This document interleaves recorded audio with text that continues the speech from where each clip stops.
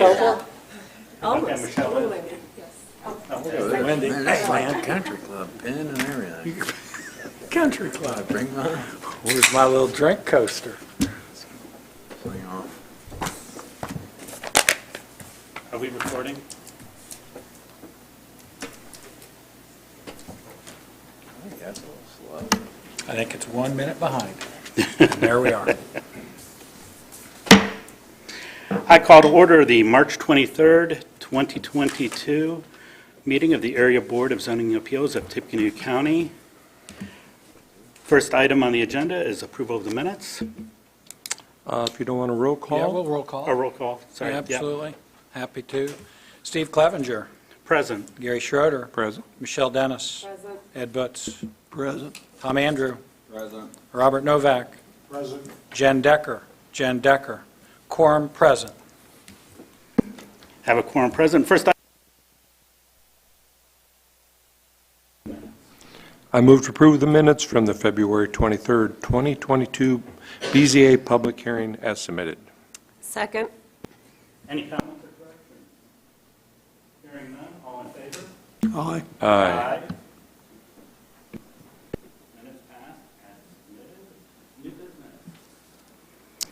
The petition for BZA 2073, John Scheidler Landworks Engineering has requested a continuance to the April 27th, 2022 ABZA hearing. BZA 2072, Tim Valiant is ready to be heard, and BZA 2068, Coe and Courtney Knox have submitted all their paperwork, but will be pending depending on our conversation before. That conversation being a discussion regarding sign posting requirements for continued cases per the ABZA bylaws.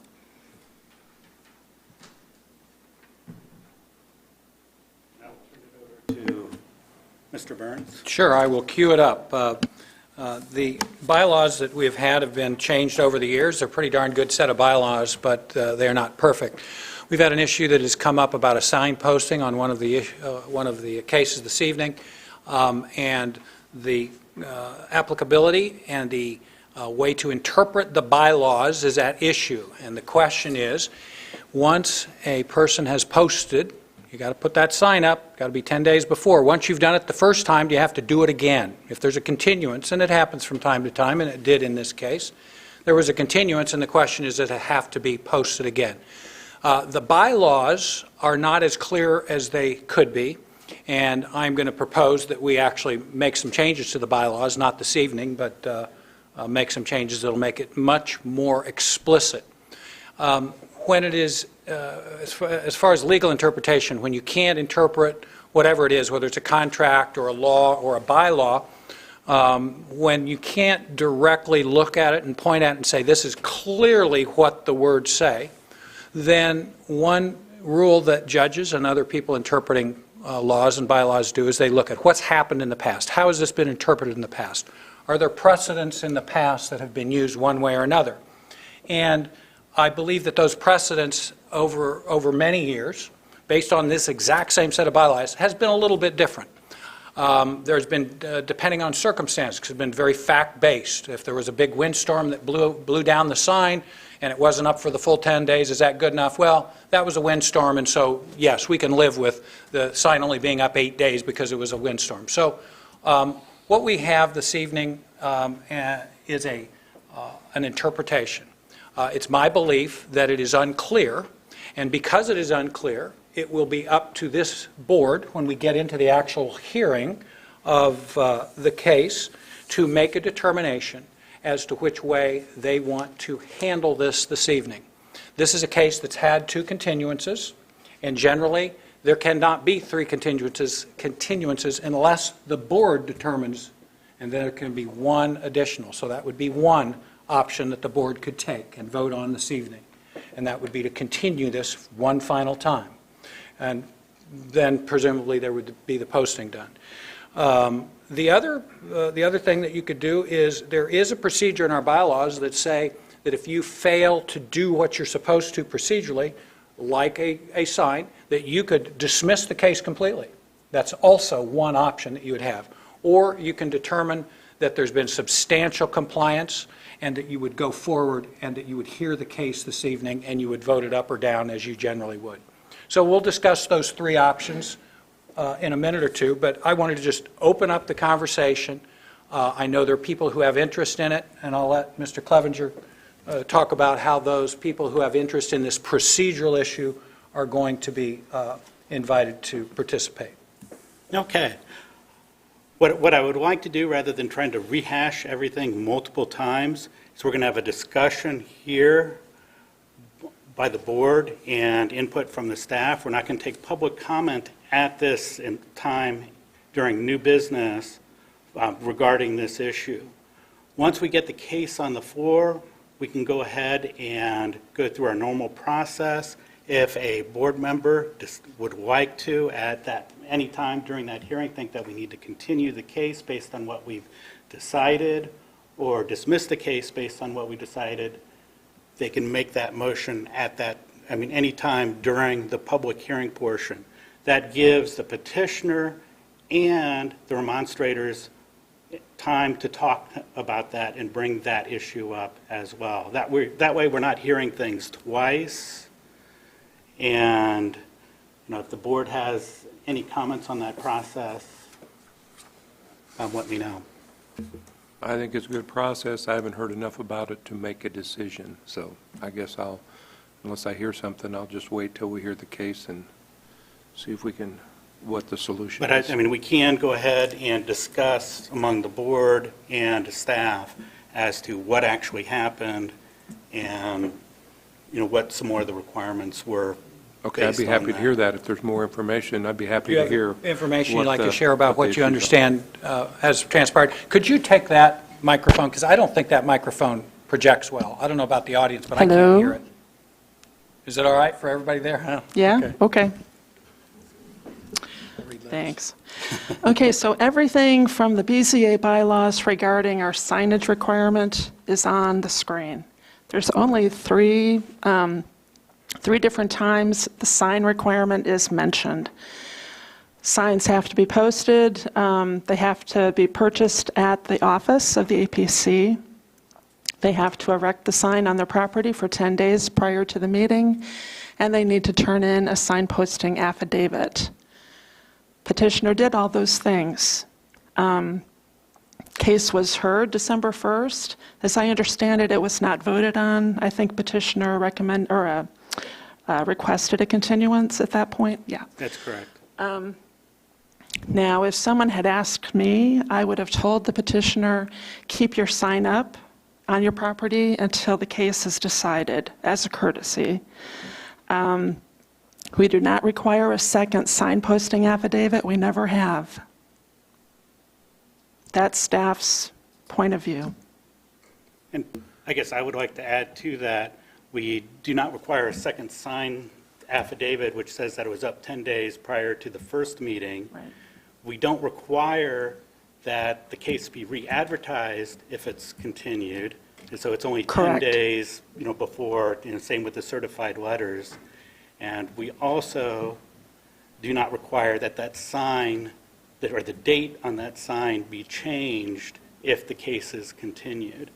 The idea behind it is to get notice out there to the public, which you are here, so you've been notified of this event that's happening, the special exception that is before us. So if the sign is removed, you can inquire with the staff as to why. We've had signs that have blown down before. We've had signs that have been stolen before. Somebody goes up and steals one. This one, I don't know how long when the sign was actually taken down or when the sign was actually put back up. And I don't know if you have that information. I've just heard, I don't know for a fact. I believe that a new sign was purchased on the 9th day before this meeting. So, yeah, there was no way it could have been posted 10 days before this meeting, but it was 9 days. Am I right? I'm not sure they purchased a new sign. I think they just put up the old one. So they had the sign. We can have the. Maybe petitioner When can speak we- about it But later. It's probably not relevant at this point during the discussion, but the petitioner can go ahead and let us know what happened during the arguments that he makes. That way, we're not spending too Right. much time going back and forth with the public at this time. Gary?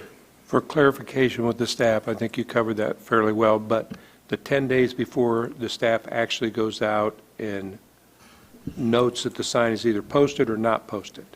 That is correct. During that 10-day period, staff does drive by the site and make sure that the sign is posted. Okay, so they met the Yeah. requirement. And we have Right. many cases continued over time. Does the Yes. staff ever go back out to see? So it's not something that we've required them to do? Correct. Got it. Okay. Thank you. Any other questions? So since there's no check when there's a continuance ever, this potentially could be happening all the time with continued cases, and we just wouldn't know because nobody's brought it up before? Correct. Okay. And I mean, the only thing that we have is the sign affidavit, and that's the Just for the first petitioner's. case. I mean, that's the petitioner saying that the sign was up for 10 days prior to the first hearing. No, yeah, it's just that And then first after time. that, there's nothing that Right. says that. So, I mean, in essence, the petitioner followed our bylaws. I mean, it's what it sounds like. But, I mean, there are some points in there that, it's my understanding that the procedure actually says that it should be kept up until a decision has been made. Right. But that's technically not part of the bylaws. I mean, That's correct, yeah. but, I mean, that's something that we can, Where does it say that it needs to be up until a decision is made? I think it's in the file, or in the instructions on filing a special exception. Yeah, how to file a special exception. I think it says, please keep your sign posted until the case is decided. Right. There is, and I think there's a disconnect, because I know in the zoning ordinance, there is an actual piece in there that talks about rezoning petitions, but it does not talk about special exceptions or variances, things that are heard by this body, that it says that it has to be up until the legislative body has made a decision. But even there, those are heard before the Area Plan Commission, and even there's no checks or second affidavit. So it sounds like, there's some work on bylaws and things that needs to be looked at in the future.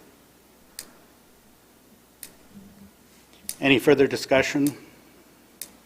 We're not discussing the bylaws tonight, right? Or you said Correct. we'll make some suggestions, all right. We'll do that later. Yes. All right.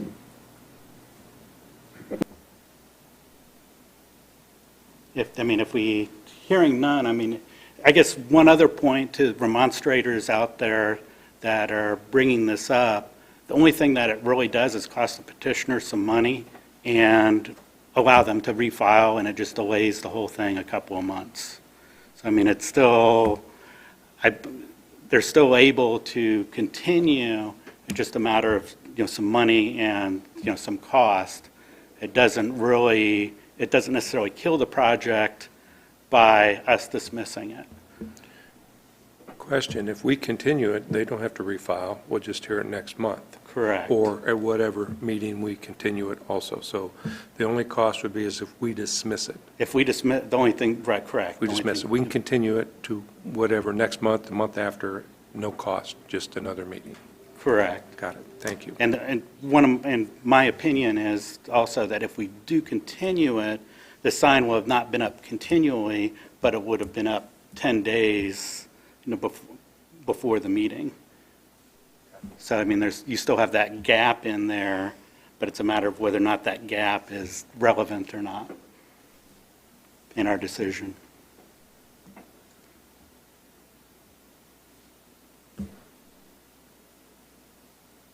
Hearing no further comment, we'll continue with the agenda.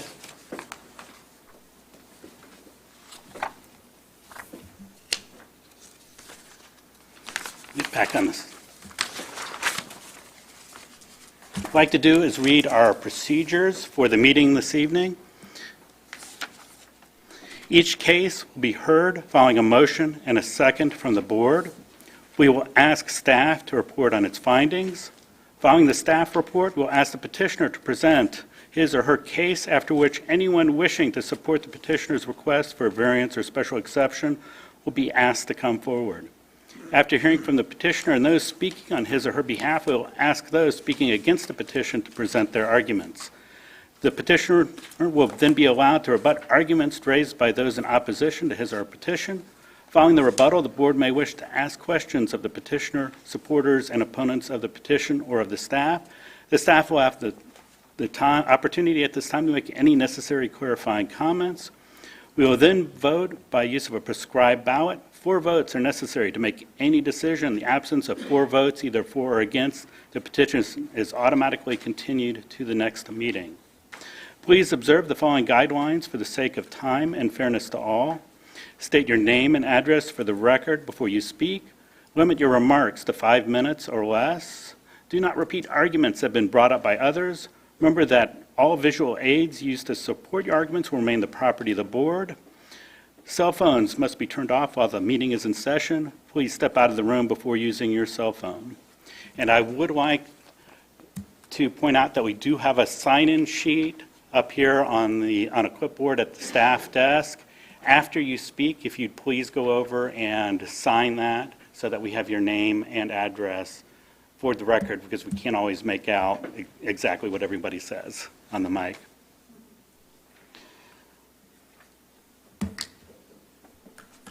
I'll go ahead and take the public hearing motion. I move that there be incorporated into the public hearing portion of each application to be heard this evening and to become part of the evidence at such hearing, the Unified Zoning Ordinance, the Unified Subdivision Ordinance, the Comprehensive Plan, the bylaws of the Area Board of Zoning Appeals, the application and all documents filed therewith, the staff report and recommendations on the applications be heard this evening, and responses from the checkpoint agencies. Second? Have a motion and a second. All in favor? Aye. Aye. Opposed? That motion carries. And we do have the one continuance, correct? Yes, I move to continue BZA 2073, John Scheidler, Landworks Engineering, to the April 27th, 2022 BZA meeting. A second? Have a motion and a second. All in favor? Aye. That motion carries. So if you're here for our third case, BZA 2073, John Scheidler, Landworks Engineering, that case will not be heard tonight. It'll be heard on April 23rd, 1 month from now, in this room at 6 o'clock. And I'll go ahead and take the first case, please. I move to hear and vote on BZA 2068, Coe and Courtney Knox. Second?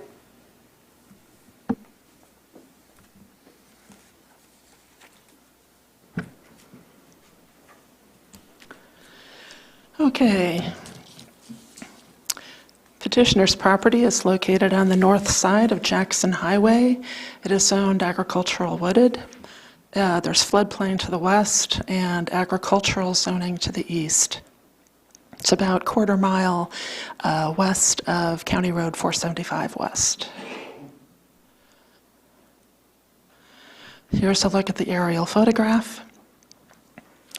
In addition to petitioner's property in yellow, the 10-acre tract adjacent to the west is also owned by petitioner. I think you can see the closest houses to this property are on Thimbleweed Lane, which is this development here, and then here on Fox Lair Drive, and there's some houses across the street. Here's a closer look at the property. This is the closest house. I measured the back of this house to the outdoor event space is around 400 feet, a little over 400 feet. So this house is actually on petitioner's property to the west. There's a house here on this property. Here's the event barn. I believe this portion of the barn will remain, and this portion will be renovated, or I think maybe torn down and replaced. Parking area would be in this area here. Here's a look at the site plan. So it's saying expand drive to 20 feet. So that's petitioner's plan. We're not sure if County Highway is okay with this location for a commercial drive, so we don't know about that. The parking exceeds what's required for this use. Again, the outdoor area is here. The existing house is labeled guest house. Light poles would be located here and here. I believe the petition also calls for lighting on the parking lot and on the house or the buildings, but nothing's been shown on this site plan. The site plan also doesn't show the setbacks. However, I measured about 30 feet from the back of the barn to this property line, and about 30 feet in this direction as well. So here's a look at the property. This is, the driveway is behind me, and I'm looking southeast along Jackson Highway. You can see the road does dip and turn. And this view is along the driveway looking north. Whoops. That's very touchy. There we go. This house is the property on the adjacent, or that's the house on the petitioner's adjacent property. Now I'm afraid to touch it. You can see all the trees along the edges of the property. This is that house, and that's the barn right there. And here's a closer look. My car is right in front of that other house to the west. And this is the guest house and the barn. The outdoor area would be here. The parking lot would be in this area. Okay, let me go back. Okay, regarding the ballot items, 1, Section 3.1 of the UZO does authorize this special exception for this use. And it is staff's opinion that, 2, the requirements and development standards for this use will be met. We know that the parking can be met, setbacks, lot coverage, and vegetative coverage. 3, granting the special exception will not subvert the general purposes if the necessary approvals are received. The necessary approvals include state building approval, state board of health approval, county highway for the location of the driveway, and the county surveyor for drainage. 4, regarding traffic generation, placement of outdoor lighting, noise production, and hours of operation, staff feels these can be satisfactorily, can meet the ordinance satisfactorily if the site plan is amended and the following commitments and conditions are agreed to. And they are, number 1, limit the number of attendees to 295 people. Now, staff got that number from the petition. That was the max that they gave us. If the board feels that's too high, that number can be adjusted. Number 2, all amplified music, and I would add sound, all amplified music and sound must take place inside of the structure. Only non-amplified music and sound shall be permitted outside, in the outside event area. The conditions, we felt that the hours of operation were excessive, so we would like to have that changed to 8 a.m. to 10:30 p.m. Sunday through Thursday, 8 to midnight Fridays and Saturdays. Again, we need the approvals from the County Highway Department, County Building Commissioner,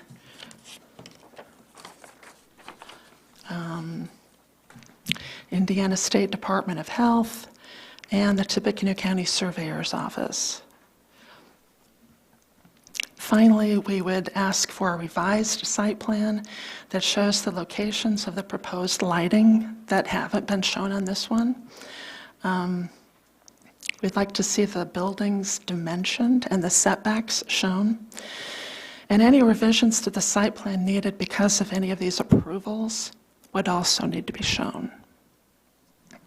So staff is actually recommending denial unless all of these conditions and commitments can be met, and then we would recommend approval. We also have several letters to be read against. They're all of them against? Yes. Okay. I'll ask for them before we hear from the demonstrators. Petitioner, his or her representative.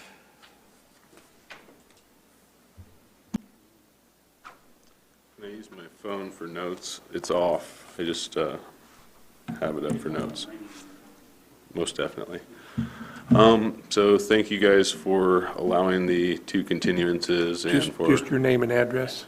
Okay, my name is Co Knox, and I live at 6731 Bottlebrush Lane, Naples, Florida, 34109. And I am the petitioner for BZA 2068. So, again, thank you guys for having me here tonight and allowing the continuances to this point.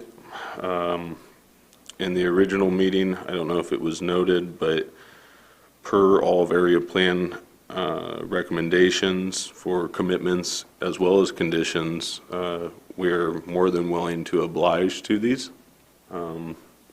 Actually, before I forget about it too, I want to apologize for the confusion of the signage. I did have the original sign posted until at some point the winter weather, I think, took it away. As I don't reside in this house as a primary, I wasn't aware. And then when I interpreted the bylaws, I wasn't sure how to really take it. So I apologize for that confusion. Similarly, in prior meetings, we had discussions from some opposition, and I think there might be a little bit of confusion in terms of what we're trying to do with this property. I know party barn was referenced numerous times. We aren't really intending on a party barn, hence why we're willing to cooperate with the hours. I had stated in our initial meeting, that my property is really only utilized for a couple weeks out of the year. In the past, we've had parties as well as weddings. At these, we've never experienced any of the problems that I've heard brought up. I'm going to bring up some of the notes from opposition as I'd like to try and address those to the board.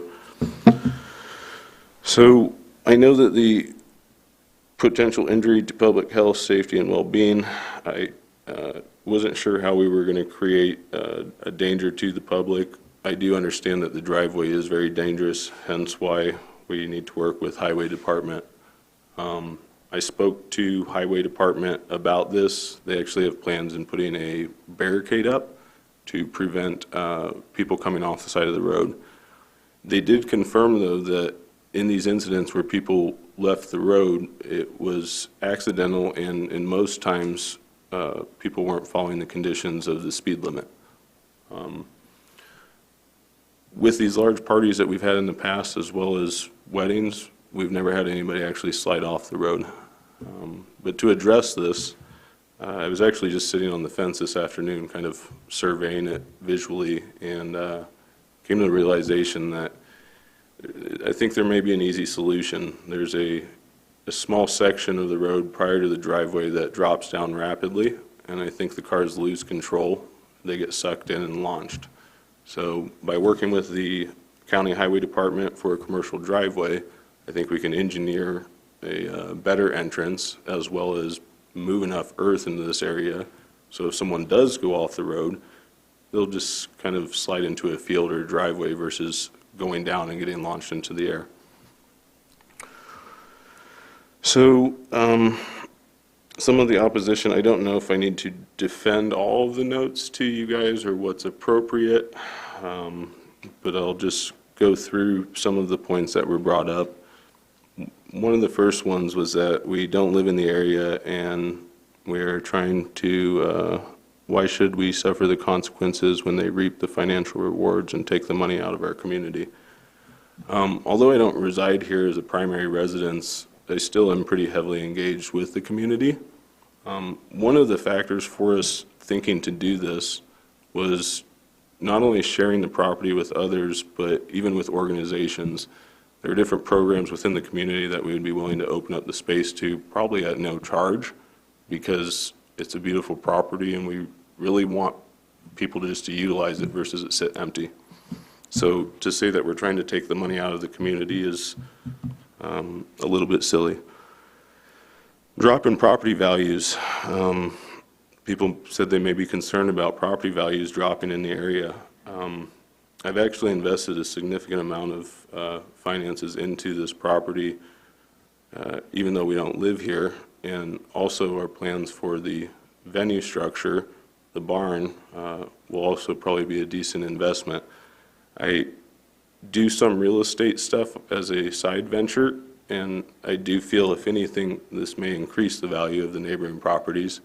But again, I think a lot of these may just be perspective-based. I just want to address them as they were repeated over and over last time. And that way everybody has kind of a whole perspective, at least from my end. Noise from parties, fireworks, and gunfire. We are not going to allow guns to be fired at a wedding venue. It'll probably be written into the agreement for anybody that wants to use the space. In terms of fireworks, in the state of Indiana, I believe certain types of fireworks are permitted.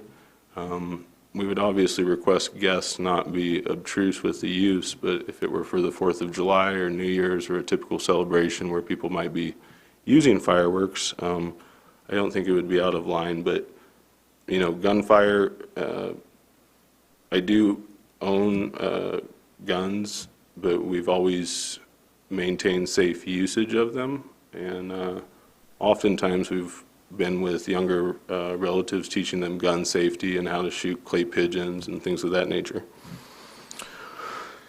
Increased traffic concerns about accidents and fatalities at the dangerous curve.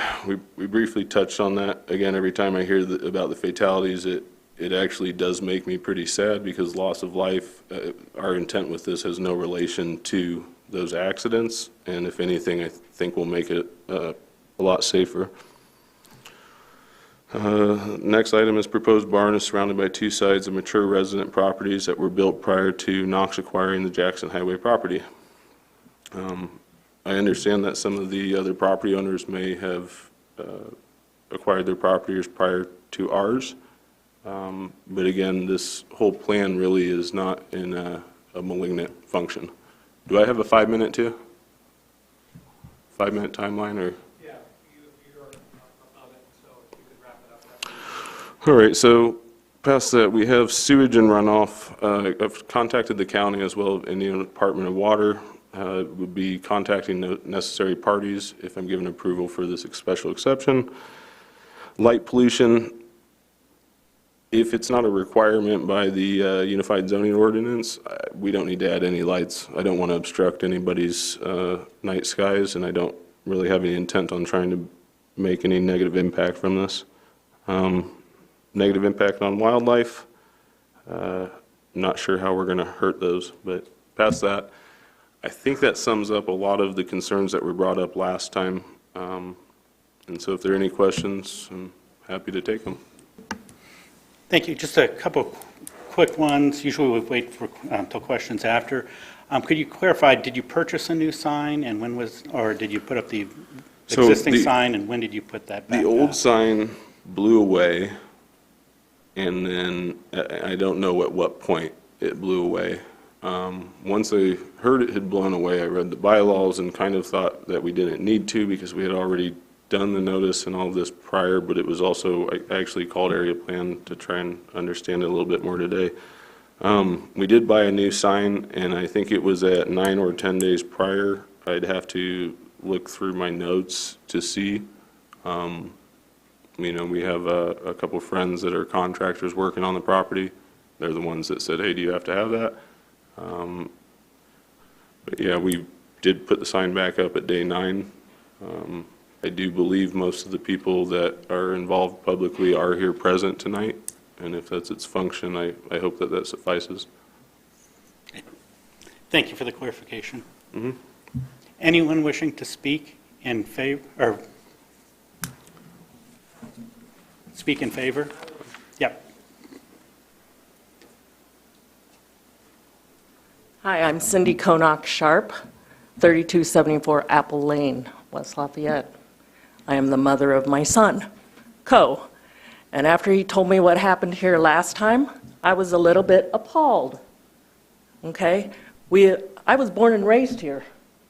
This is my hometown, this is my community. And for people to say that he's not from around here, I'm kind of shocked at that. I know some of the people in the audience. I've worked at Purdue for over 30 years. My father was a founding,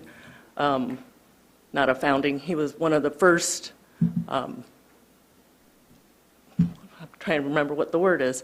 He was one of the first people from the Philippines to come here to study. He studied at Purdue University. Okay, that's my hometown. To sit there and say that my son is not from here is very offensive. And we also have people that have been to this event place, this party place. We don't allow guns. We've got grandchildren there.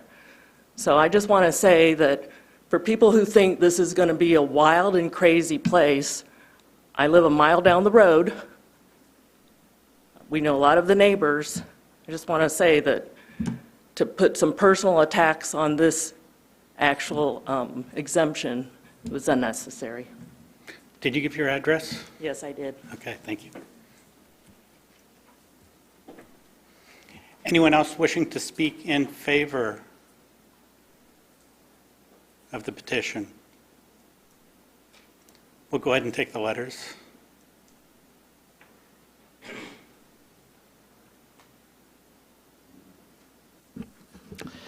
Okay, this first letter is from Autumn Goodrum, 2716 North, 475 West, West Lafayette.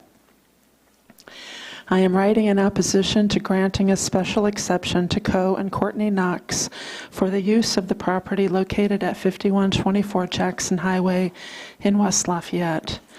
As a homeowner in this residential area, I am deeply concerned about increased traffic and noise, as well as decreased privacy and safety if this exception is granted.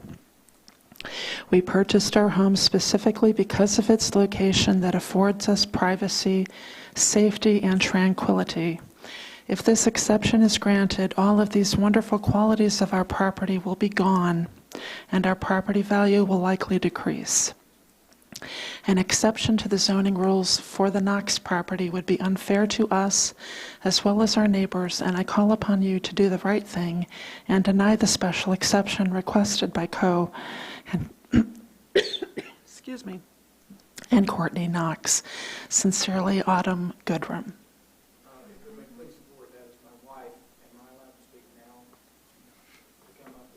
But, I mean, not at this time. If your name is not on the letter, It's then you not. can speak later when we call for those speaking in opposition.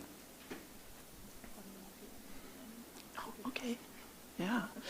As residents of 475 West, enjoying our quiet life here, we are extremely opposed to a noisy, busy event business just around the corner on Jackson Highway. That is a narrow, hilly road where 2 people were killed recently in separate traffic incidents. Also, the corner of 475 and Jackson Highway is dangerous. You can't see traffic unless you pull partially into the intersection. We've seen many near misses there.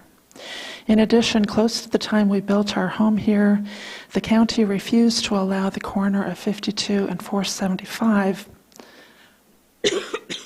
excuse me, be used for auto sales, as it was not zoned for commerce. The area in question is also not zoned for commerce, as it is agricultural. In our opinion, the addition of a busy party barn would create a nuisance to anyone who lives in the area. It could also harm the lives of the many individuals who walk, jog, and push baby carriages on this road. Thank you for your consideration, Virgin and Dale Miller. You want to take a turn?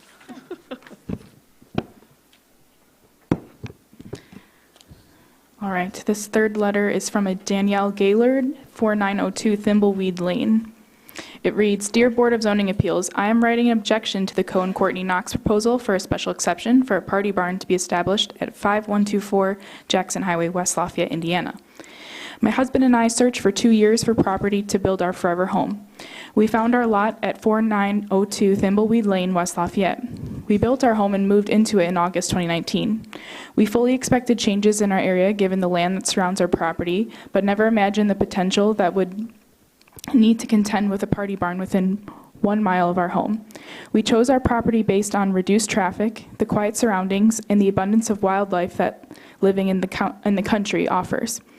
Our home is our biggest investment. Not only will a party barn negatively influence property values, but will likely increase the potential for traffic accidents, potentially fatal.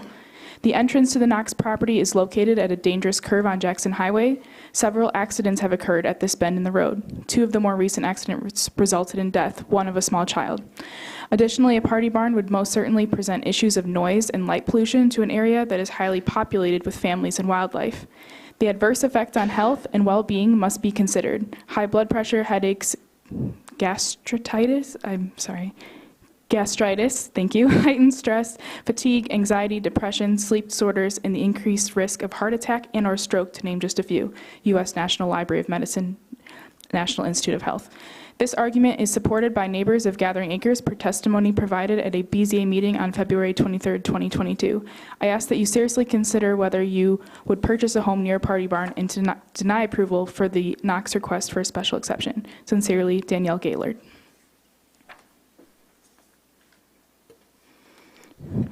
Right, this next one is from James R. Farr.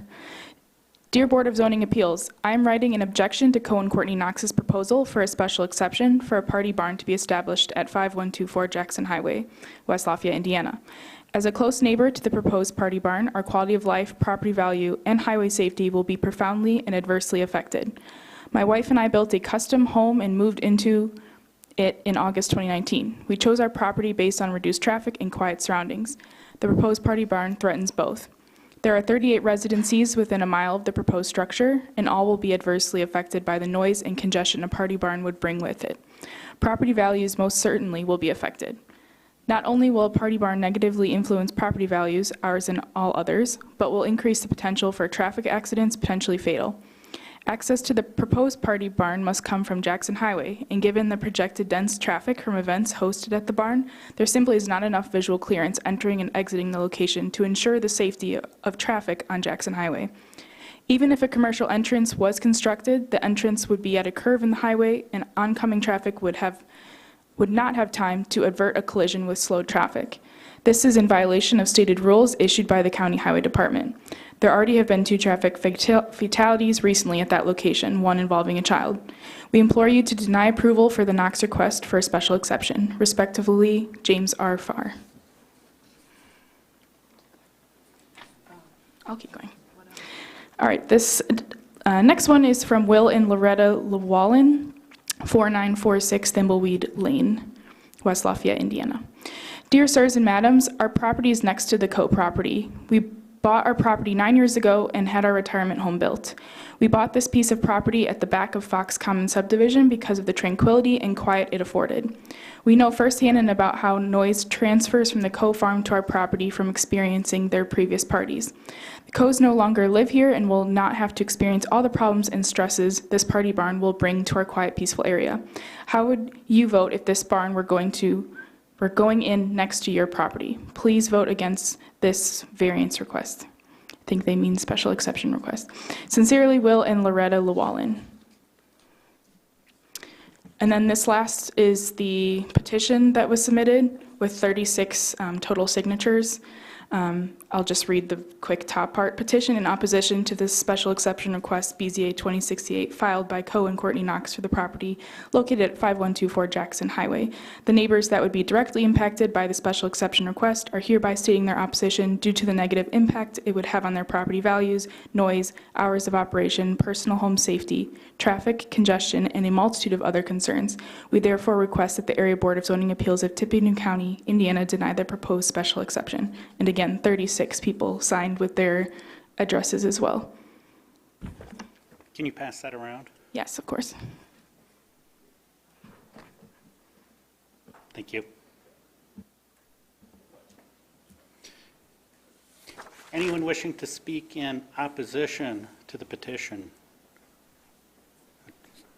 Please come forward and remember to sign, give your name and address for the record, and when you're finished, go ahead and sign on the clipboard on the desk. Yes, sir. Thank you kindly. My name is John Goodrum. I live at 2716 North, 475 West on 475 West. The first thing I need to draw attention to is when Ms. Lynn was talking about the Right Honorable Ms. Lynn was talking about the adjacent areas.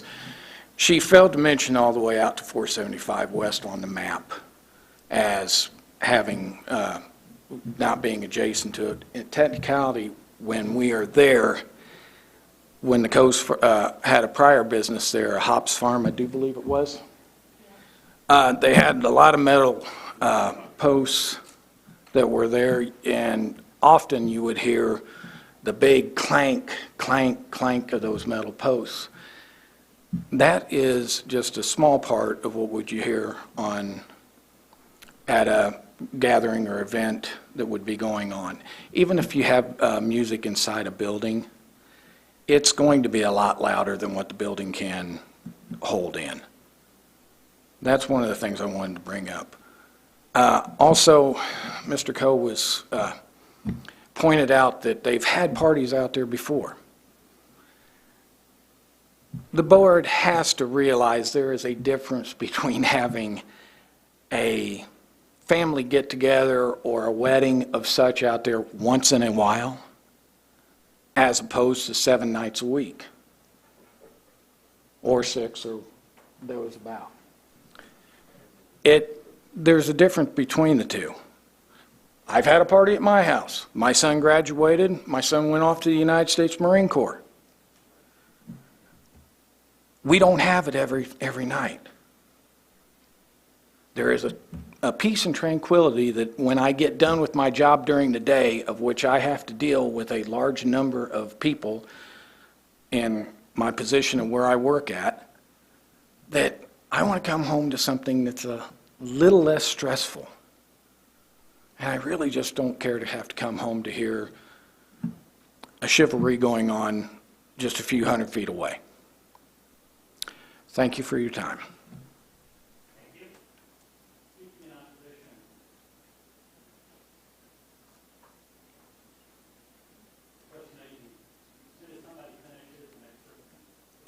opposition. Steve, I have some handouts for the board. Do I need to hand them out to them, and or just come right to you? Yeah.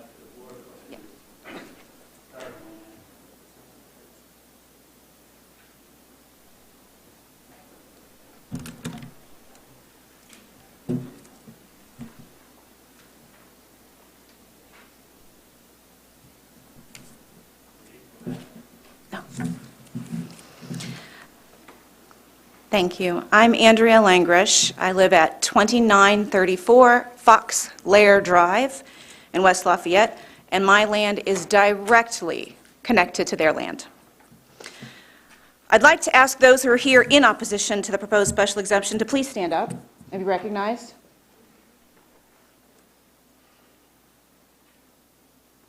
Thank you. The people who are opposed to the special exemption are here because they're concerned about the safety, the security, and the well-being of their families and of their neighbors.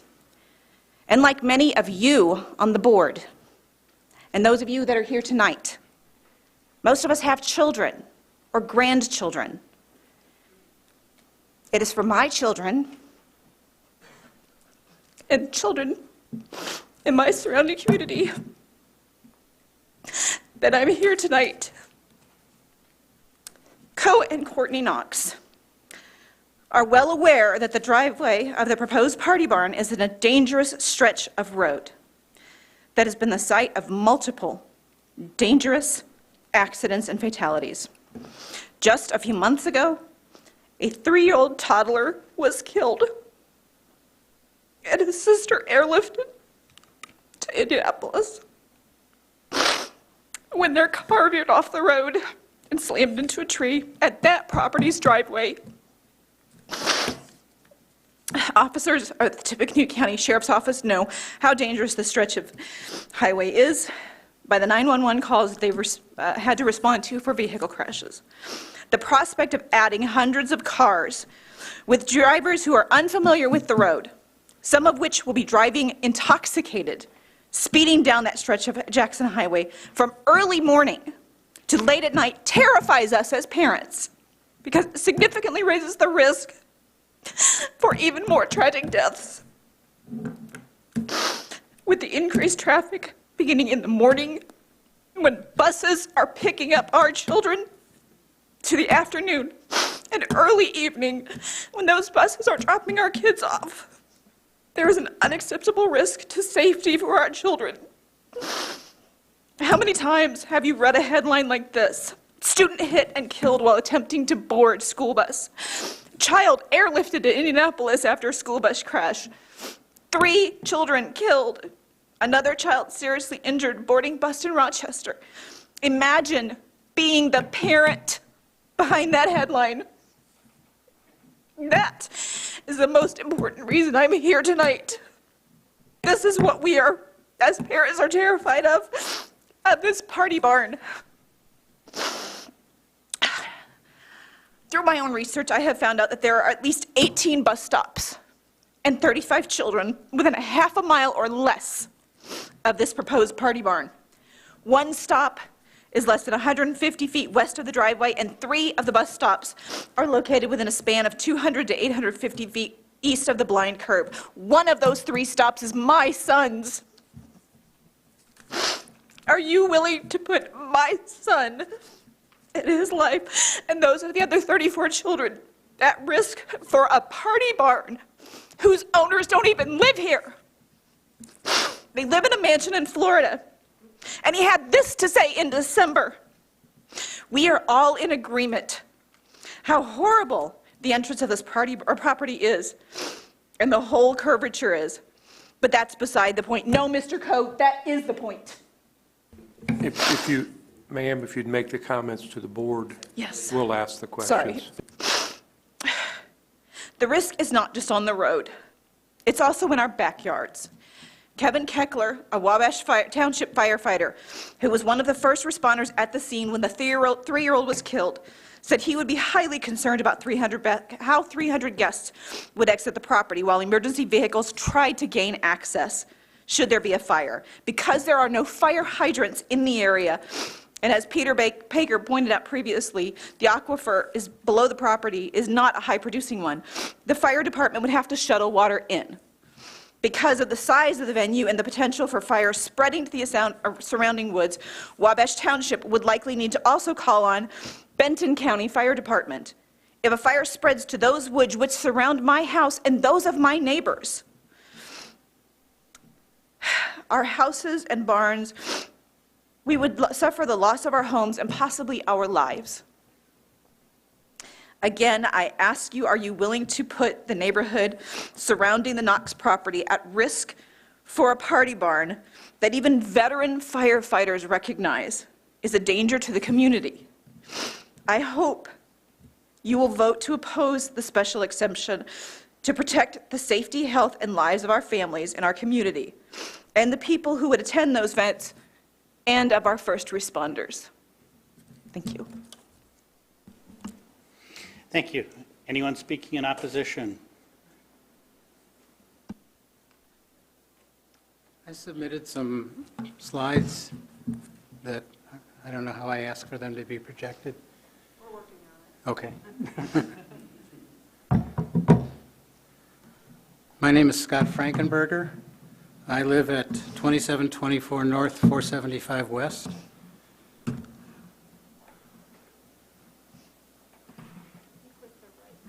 The right button? Okay. I'm a Mac person, so.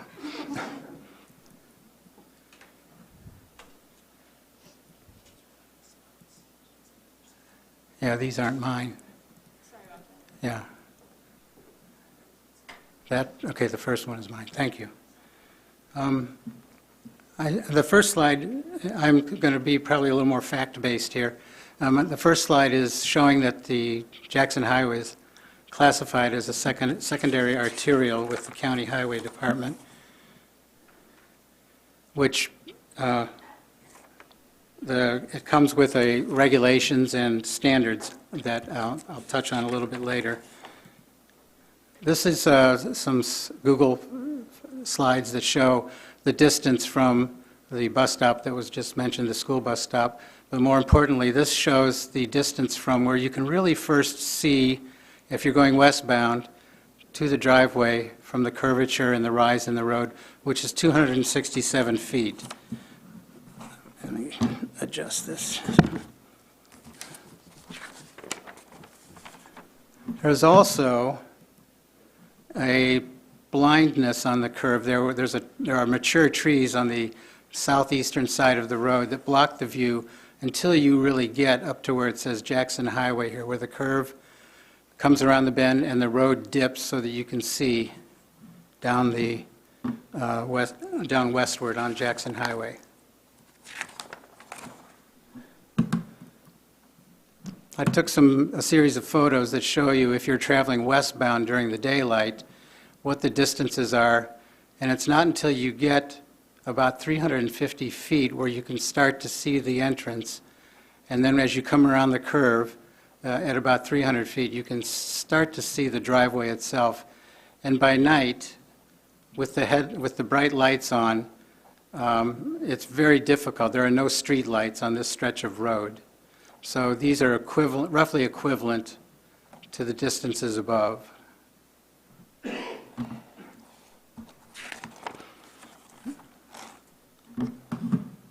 The next slide I'll kind of skip through quickly, but it shows measurements of speed and grade and reaction time. When we think about stopping distance, we tend to think it's when we put our foot on the brake. But stopping distance actually occurs from when you first see what it is that you want to stop for, which can be about 40 to 50 feet of glide until you actually put your foot on the brake. And since it's a downhill slope on the other side of that bend, there's a little bit more stopping distance involved. I've tried to put this in a more visual format with this slide. This represents the rise in the road and then the dip before it goes further westbound. And then this is where the party barn entrance is, in hundreds of feet from that first glimpse of the entrance. These are different speeds. It's a posted 45 miles an hour, but most people who ride that road, I don't know if any of you ride that road, 45 is seldom observed. Usually it's about 50, 55, or 60, I think, that people travel that road. And under these different conditions, dry or wet, you can see that there's a point at which it's nearly impossible to stop in time, especially at night. These are the night conditions down below. This gray area here represents when your headlights or your brights actually first can expose the driveway. So that's why it's shifted over. There's about 360 feet average bright headlight distancing that would push the distances to the right. You can see that in many cases it's impossible to stop. The next slide is referencing back to the secondary arterial classification of Jackson Highway. In the standards, regulations and standards, there's a regulation that states that within the mile of a commercial entrance, there can be no more than 9 driveways. Now, I don't know if we hold to this. I spoke with the Highway Department about this, and they said there is some flex, but this shows that where the event barn, I'll use the word event barn, with a stretch of blue, which is the 1 mile, there are 12 or more driveways. It depends on what you count as a driveway, because the driveway here represents a subdivision of neighbors. So it's one driveway serving, I don't know the exact number, but it's about 8 as I look at it from here.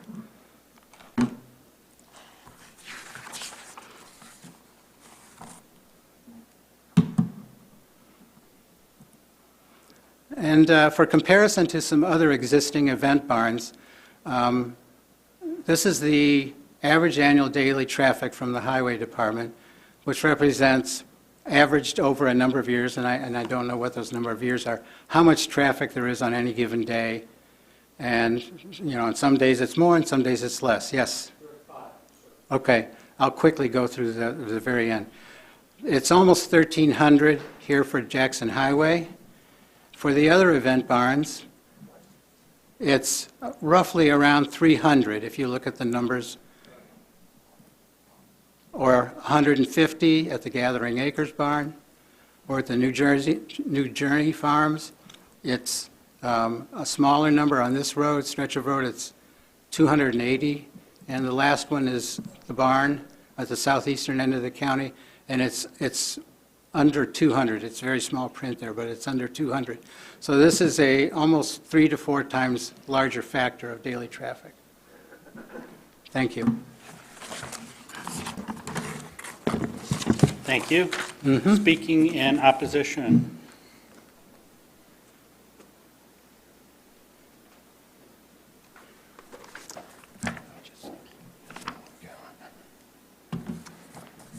Hi, I'm Peter Baker, 2900 Foxlair Drive, and my property is immediately adjacent to the Knox property. I just wanted to point out a few items. So first of all, from a background, you're well aware of what the ordinance is for. There is an Indiana Board of Zoning Appeals that I think I highlighted one additional thing, which is design, construction, and operation such that it'll not change the essential character of the same area. And so by that, what I'm concerned about then is that there's really a strong emphasis on not harming the neighbors. But despite the no harm requirement listed by the ordinance, to date, the Knox have not provided any building or construction or noise reduction plans detailing how interior noise will not be heard outside. It's a big concern for the neighbors, nor has it been addressed in the conditions from the BZA staff for how the neighbors will not be hearing noise either inside or outside. Plus, they have not provided any management plans deciding so that we know who we can go to if there's any problems. Because they're down in Naples, Florida now, as they've stated, there's nobody we know how to go to. So that's another concern for the area. And then the Highway Department, as Mr. Frankenberger noted earlier, the traffic mitigation plans, there's a lot of problems with school bus, the accidents, et cetera, that have already been noted. Additionally, I wanted to note that after the December 1st meeting, Mr. O'Gara, Mr. Knox, and I discussed many aspects of the meeting, and Mr. O'Gara at that point recommended to Mr. Knox that he meet with his neighbors and try to discuss the concerns. I provided Mr. Knox with my phone number and said I'd be happy to facilitate such meetings, but unfortunately I haven't heard from him. It's been almost 4 months. And later in the evening, Mr. Knox has said they've had some hellacious parties out there, as he said here earlier. So what I'm concerned is that as a proposed business, this is going to harm the neighbors in the area. So we started to look around then other barns in the area and just try to get an idea of how impactful an event center or a party barn would be. And so we looked at New Journey Farms, and it looked like it was, well managed. It looks like they've tried to do right by their neighbors. But despite that, they advertise fireworks on January 5th when that's not permitted per the ordinances. They note on their website the ability to host up to 350 guests when the conditions of the special exception are only 300. They also,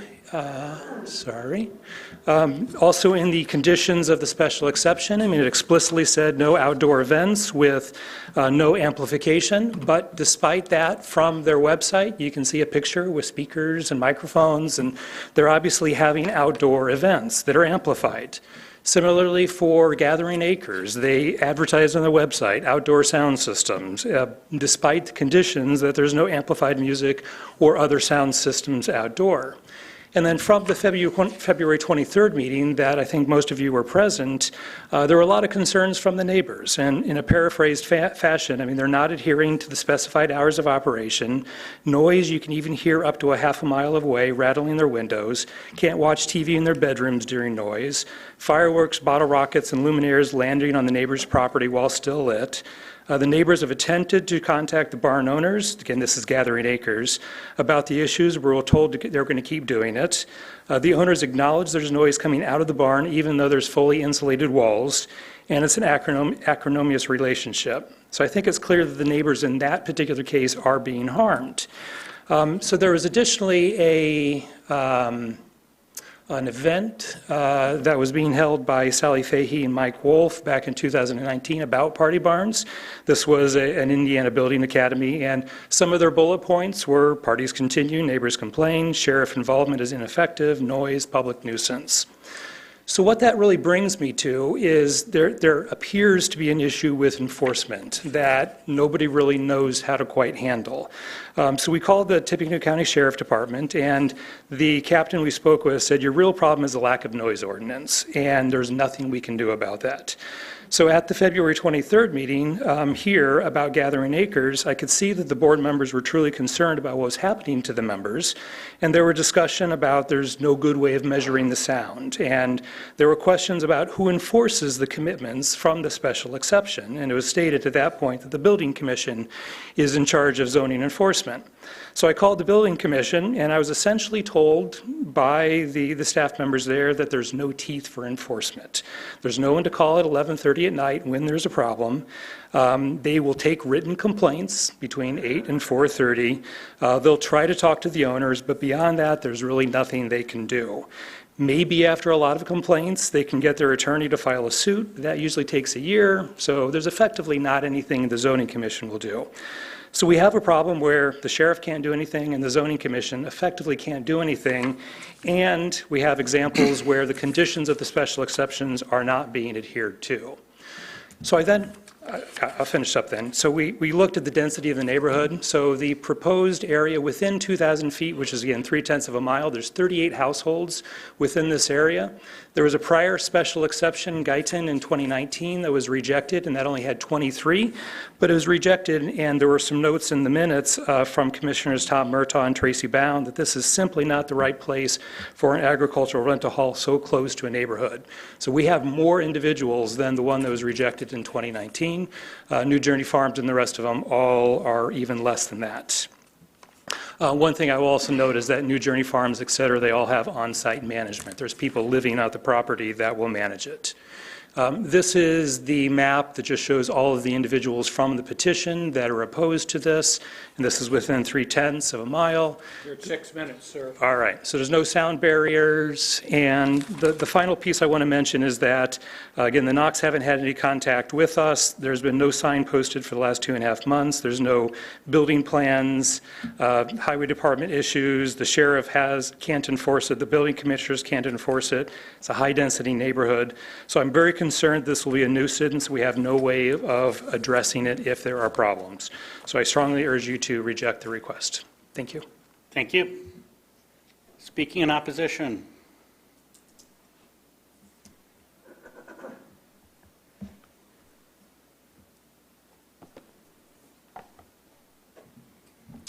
Michael Brzezinski, 4853 Thimbleweed Lane, West Lafayette.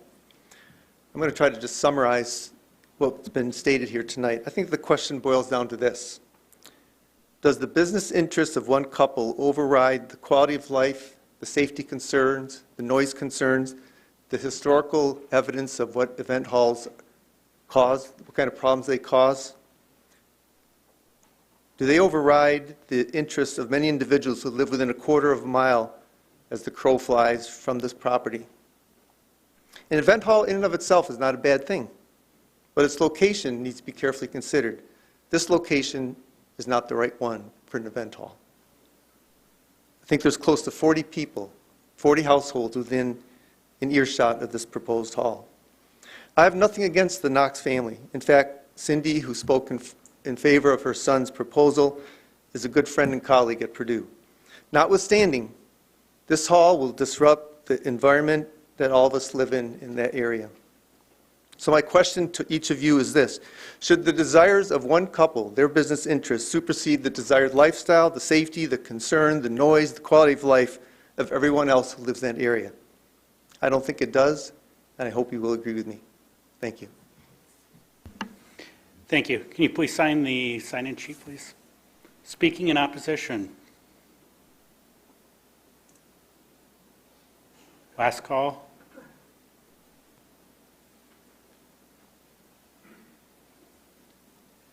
Francis Gaylord, 2021 Klondike Road, West Lafayette.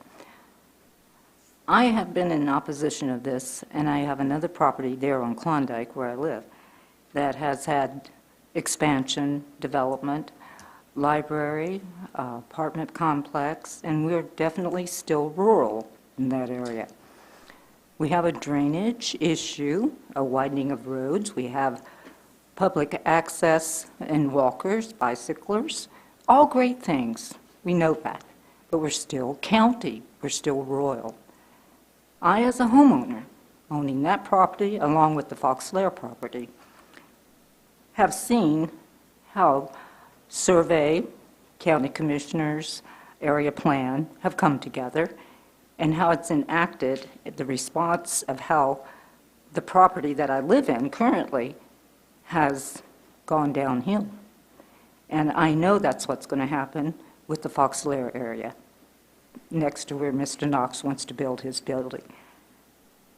Expansion is good, just like the gentleman that just spoke, but you're taking the prosperity away from those that own those properties, and that's in your hands. You've done it already to me once. Don't do it again. Thank you. Last chance for anyone speaking in opposition.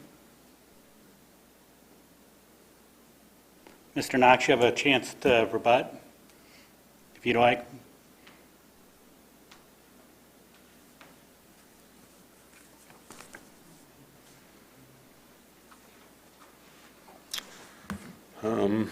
Thank you guys again for giving me the chance to rebut here.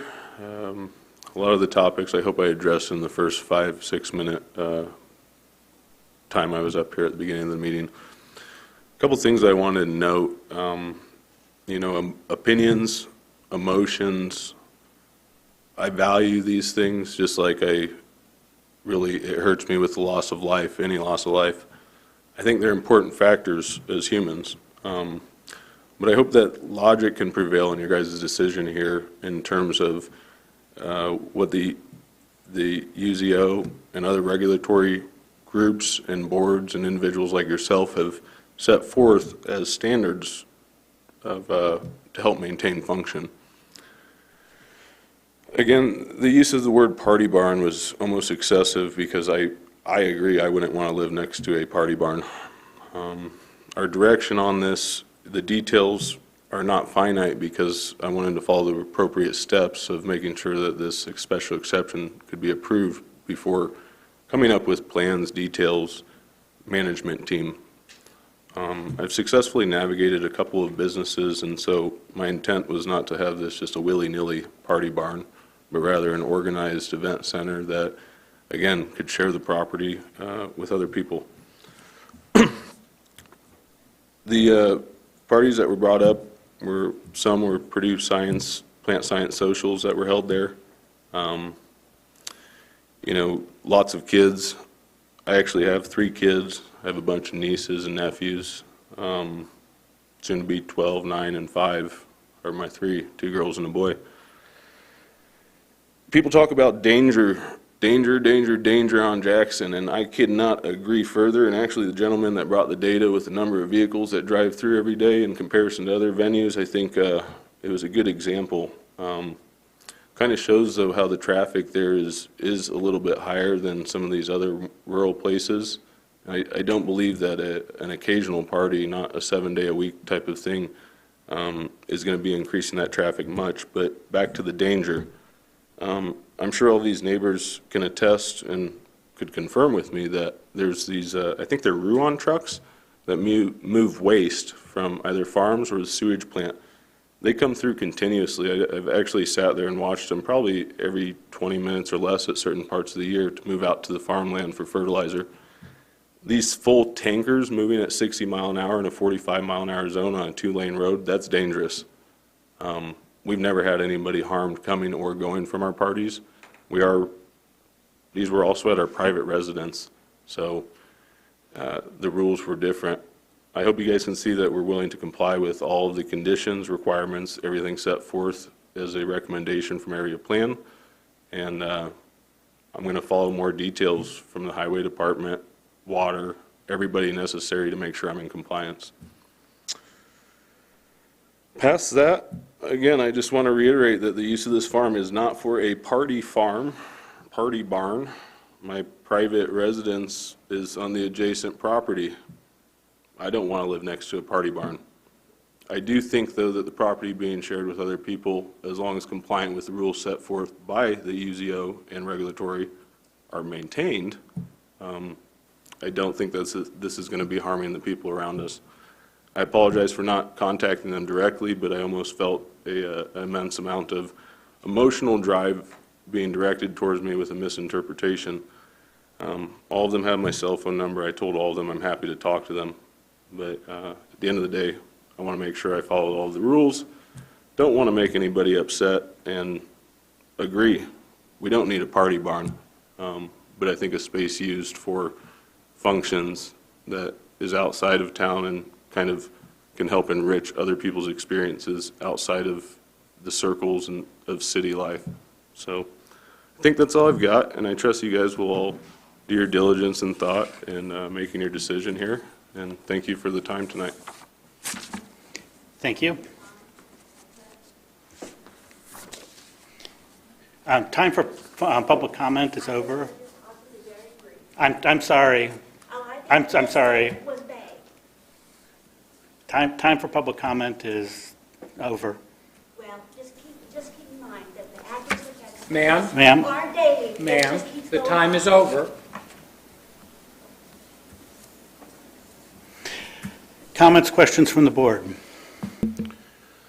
I think I should amend the motion to include the conditions that the staff And the had. commitment? Yeah, if you would like that now. I would like that. Okay, I move to amend the petition to hear and vote on BZA 2068 to include the commitment of limit the number of attendees to 295 people.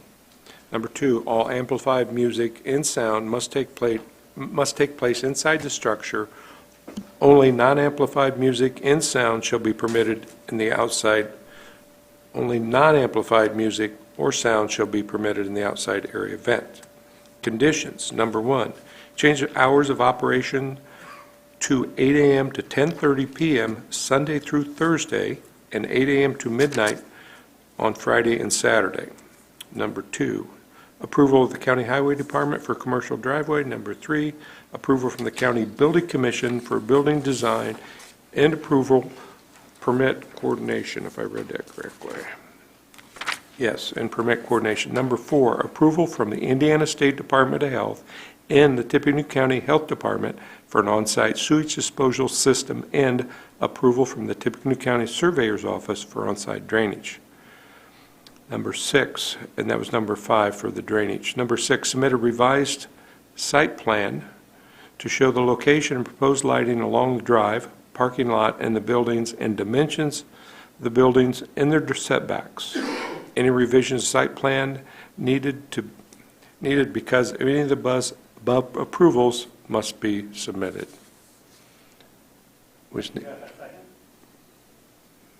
Second. We have a motion and a second. All in favor of amending the motion?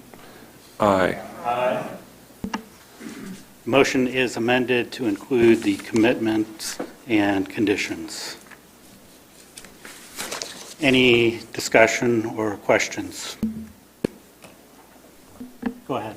Do we need to make a decision on what we're actually doing with it in terms of is that a separate discussion, or when is that supposed to happen? If somebody wants to make a motion to continue it to the next meeting, they can. If somebody wishes to make a motion to dismiss at this time, they can do it. Okay.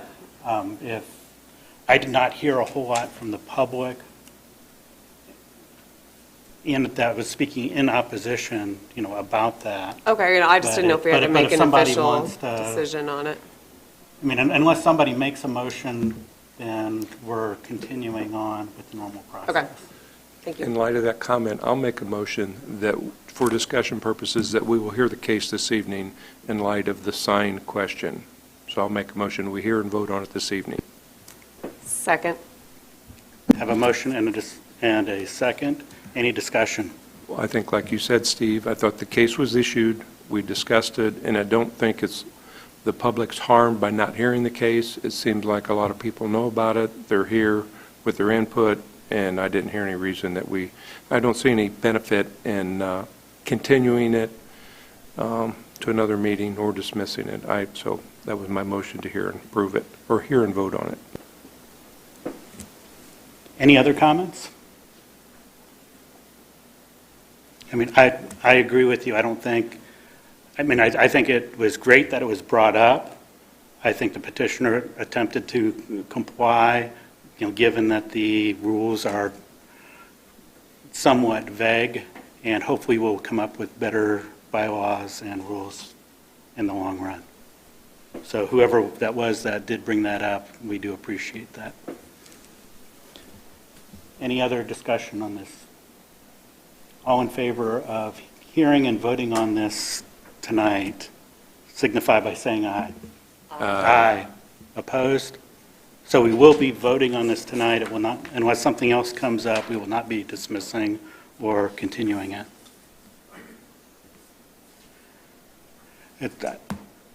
Any other comments or questions? I guess a couple of points I would like to make. One, that part of Jackson Highway is dangerous. I think that's something, it's not necessarily unique to this petition. It is something that probably ought to be brought up with the county commissioners and the county highway department to see if something can be done.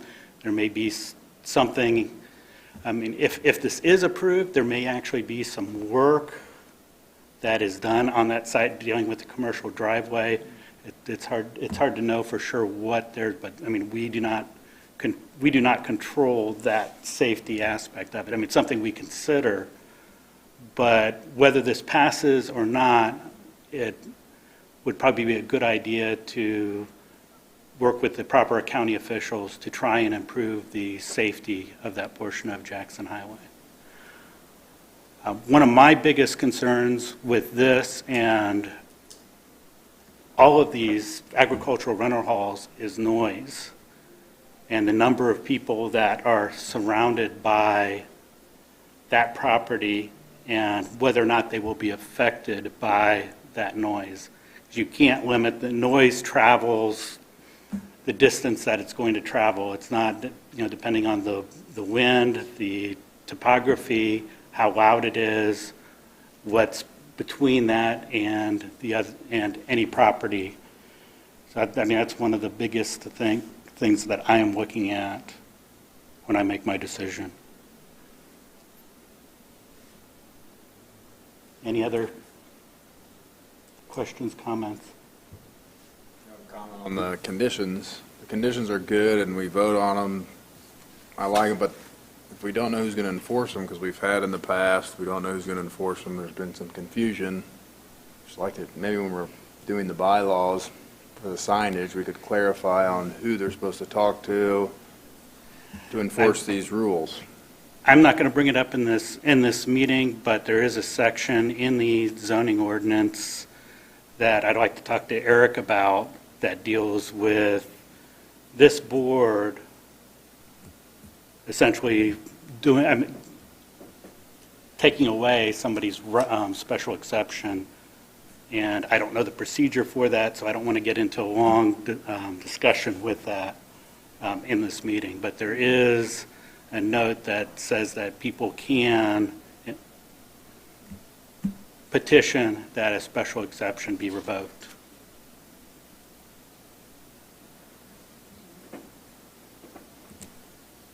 It's never really come up before, so I don't know, again, the process, to follow for that.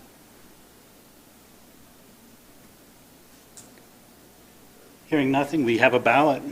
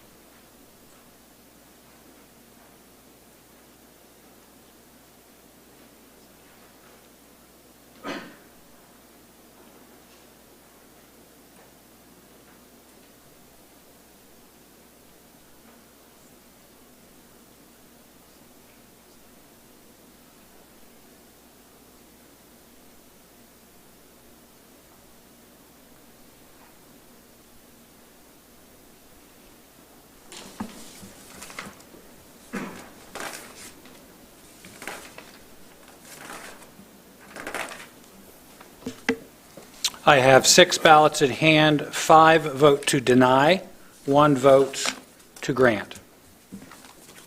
Special exception is denied, and we'll hear the next case, please.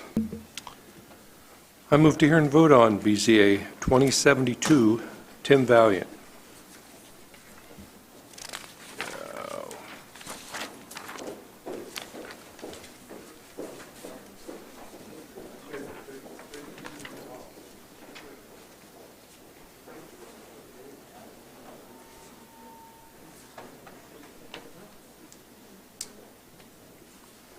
Have a second? Oh, sorry, second. I was kind of waiting for people to clear out before I'd ask. We have a motion and a second, and we'll hear from staff, please.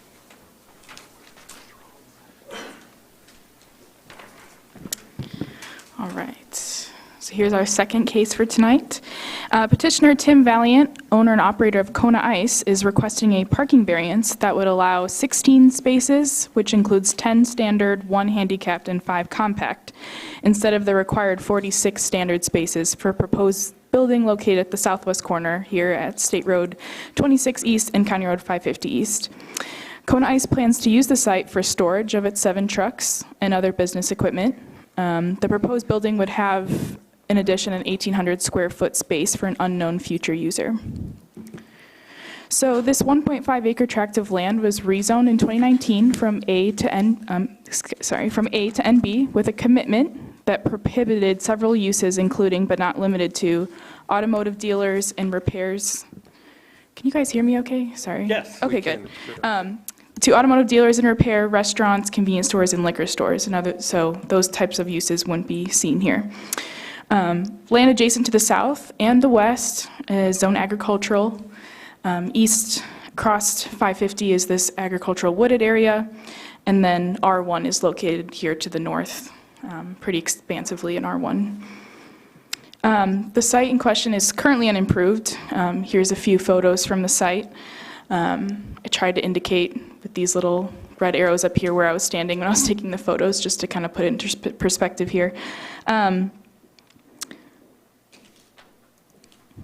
The single-family homes adjoin on this west and south sides as well as north, so predominantly residential area. Faith Church and school are located here, kitty corner, and then there's this large field here that's unimproved. So here's a zoom in of the site there. Here's a look at the site plan that was submitted. You can see the property is located at the southwest corner of State Road 26 East and County Road South 550 East. 26 is classified as a rural primary arterial, and 550 is a rural local road, respectfully of the adopted thoroughfare plan. So here's a look from the corner of both roads here. So we got 26 and then 550. A type B buffer yard measuring 20 feet in width is shown along the western and southern property lines where this NB zone property abuts A zoned land. You can see these two residences here as well are pretty close to the property line, so this buffer yard is important. As for sewer and water, public utilities will serve the site. All right, as for staff comments, staff calculated the required parking to the best of our ability with the given information by petitioner. Kona, they state that they'll be using, the petitioner states they'll be using, it's about 7,140 square feet of the building. The parking standard for this use is 1 per 200, so we calculated that to be 36 spaces for the Kona operation. And then because this user on the north end is still unknown, we decided to use a typical NB parking standard of 1 per 200. We didn't use 1 per 100 because of the commitment on the land. We know there won't be a restaurant, so the 1 per 200 was the way we calculated it out. So it was 46 total required. Let's see. The other thing to note there too is if Kona decided to expand into the rest of the area, then they wouldn't need a second variance either. So that was another reason why we used the 1 per 200 to calculate that. Staff does believe that a parking standard based on maximum number of employees makes more sense than maybe calculating it this way. In this case, the proposed use is what's called a non-store retailer, which is unique because customers will never be coming to the site. Nobody will ever come up and buy Kona Ice from the site. They might try, but they're not going to. So that's quite unique in this case. Some other examples could be like catalog or mail order businesses or house-to-house selling businesses. So it falls into that same SIC category. So Kona Ice employees, would drive to the site, park their personal vehicle, leave in a Kona Ice truck, and then return at the end of the day and pick up their personal vehicle. So again, not much is happening except for an exchange of vehicles at the site. The petitioner stated that 8 employees would be the max amount that would be used here, would be present here. So when we were calculating minimum relief here, we thought 8 spaces was adequate for this Kona site based on petitioner, how they've described their operation.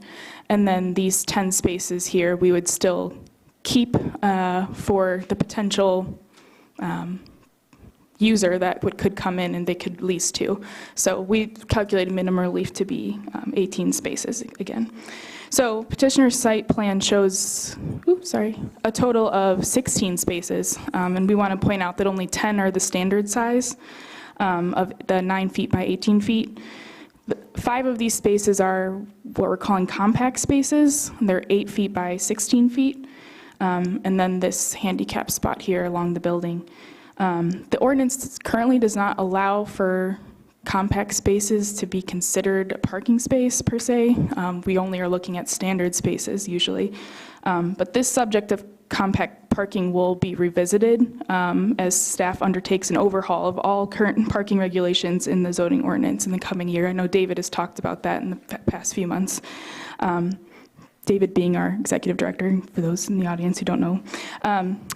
So approval of this variance would allow for these 5 compact spaces to be included in that 16 number. So regarding the ballot items, the Area Plan Commission at its March 16th, 2022 meeting determined that the variance request is not a use variance. Its staff opinion that granting this variance will not be injurious to public health, safety, and general welfare of the community. Again, no customers are coming to this business, so it's not going to really have an effect. Use and value of the area adjacent to the property, including the variance request, will not be affected. A reduced parking standard for these 1.5 acres of commercial land will have no impact on the use and value. Again, it's just the Kona Ice employees coming, there's no customers. The terms of the zoning ordinance are being applied to a situation that is not common. I think in this case, this parking standard applies to something that's a little different than these non-retail users. So that's something unique here. Strict application of the terms of the zoning ordinance will result in an unusual, unnecessary hardship. Requiring 36 parking spaces for Kona is a little excessive in staff's opinion. The hardship involved is not self-imposed or solely based on a perceived reduction of or restriction on economic gain. However, the variance sought does not provide only the minimum relief needed. We calculated the minimum relief to be 18 spaces, and they failed to provide that 18 spaces. So that's the main reason why tonight we're recommending denial for this. There's no letters or anything, but I'm here for questions if you're needing. Thank you, Maureen. Just for clarification, Maureen, a lot of spaces there. So I think I understand there are 8 employees and there are 7 trucks. Now, the new space that's uncommitted or occupied, the normal parking for that would be 18 spaces? Is that what you said? For just 10 spaces? The 10 spaces here for the minimum relief. So 18 would be the 10 plus the 8 for Kona. Okay. Does that make sense? Okay. And they're asking for 16. They're asking for 16, which includes 5 compact spaces, a handicap, and 10 standard. Was there a place on there where they're going to park the trucks that aren't in those parking spaces? It looks like here, I can go back to a site plan that I didn't draw over. Maybe you covered that, I apologize. No, it's okay. I actually didn't. So there's trucks that'll be parked indoors here inside the space. Okay. So there won't be any trucks parked outside. Okay, thank you. Yeah. Thank you. Petitioner, his or her representative.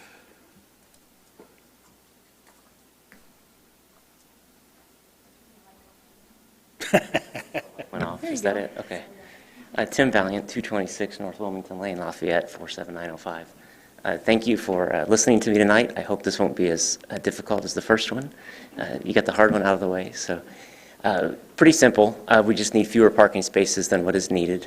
And with regards to the front location, it's possible at some point we would maybe use that space ourselves to expand into that location. But we don't need it right now, so we may lease that out. There are a number of business classifications that fit within neighborhood zoning that would allow for fewer than 10 spots. Some as few as 4 spots. There were several with 4, 5, or 6 spots that would be allowed. So I think the 16 is fine. If we need to go to 18, we can revisit that. But pretty simple request. I'll be glad to answer any questions that you have. Thank you. Thank you. Anyone wishing to speak in favor of the petition?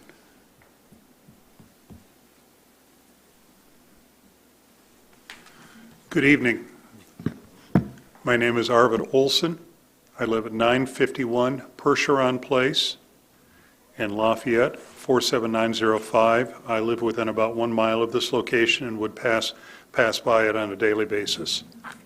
My place of employment is I'm the Director of Development for Faith Ministries, and have been involved with Faith Ministries since 1979. Since Faith moved to the property it currently occupies in 1985 and opened in 1986, we knew that commercial development would be coming, down to the point of Floyd Lux telling us it was coming. And so we have been prepared for that. I would say that to be welcoming across from us a locally developed and owned family business that's actively committed to charitable support and is a good neighbor in our community is welcome. And there's a comment that is here within the staff report on the last page, and this is in point 5. It says in the last sentence, requiring 36 out of 46 parking spaces for a business that will never have customers is excessive. Now, I understand it. I understand the explicit adherence to the UZO. However, with respect, I believe that the intent of what this building is going to be for and what the use of this property is, that they are working very hard to provide the adequate number of parking spaces for it. So for consideration accordingly, that would be appreciated. This is a welcome change from the auto junkyard that has cropped up, unfortunately, directly south of this, which is a rather unpleasant eyesore near that corner. And, seeing these folks coming in and wanting to do right and be responsive is appreciative. So I hope that is something that is considered in your discussion. And lastly, I would just say this, for the many times I've been here, I always appreciate walking out of here the service of you folks on the area Board of Zoning Appeals. It's sometimes a thankless job, and I thank you for doing it. Have a good day. Thank you. Speaking in favor of the petition. Anyone wanting to speak in opposition to the petition? I know I'm not going to do any good. I'll do it anyhow. I'm Jeff Osnott, 6932 East, 300 North in Lafayette. I own the house west of it. I'm the first house west of that.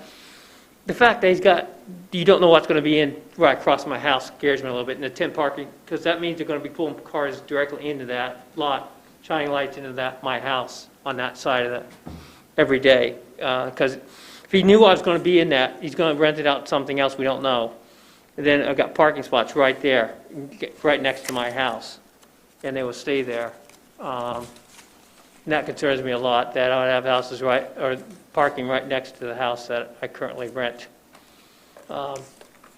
So I know I'm not good at this, but that's my fear, is that when you start getting parking up there, that far up to the road, that many spots, I don't want parking that high if they want to park in the back, fine, but I don't want that much parking up front near 26, just because of that house and all those cars directly across from my house kind of thing. So Okay, that's good. I'll let you guys do your thing. Thank you. Just to let you know, if you look at the diagram, the Yeah. parking is all in the gray area. Mhm. So there's a building in between, if Well, you're, no- if you're to the west. I'm the west, so I'm that first, really, the building behind my property, I'm right there. That's me Right. there. So, but when you start dealing with the fact that there's no actual business, it could be anything in there, and then you don't know what you're going to get in there, and you start getting the parking. It just concerns me that, I know he wants less parking, but still. I'm just concerned about the house and the ramifications of parking up in that area, because I don't like Okay. the fact that the building's right next to the property line. I know it's got 20 feet, but that 20 feet's not a whole lot, so. I know, I wanted to say it. Thank you, guys. Okay. Appreciate it. I know I can't. Hey. No problem, thank you. Can you Anyone come else up and wishing- sign this, sir? Yeah, can you sign the, anyone else wishing to speak in opposition? Did you want to comment or rebut? Yes, please. Thank you. I appreciate the comments, and we are very concerned about lights in somebody's house, too, because I wouldn't want that either. That's partially why we designed the building on the property as it is. It would minimize the use of headlights being pointed at any houses. So we appreciate that. And also, if I may I read a voicemail from one of the neighbors? Is that acceptable? Okay.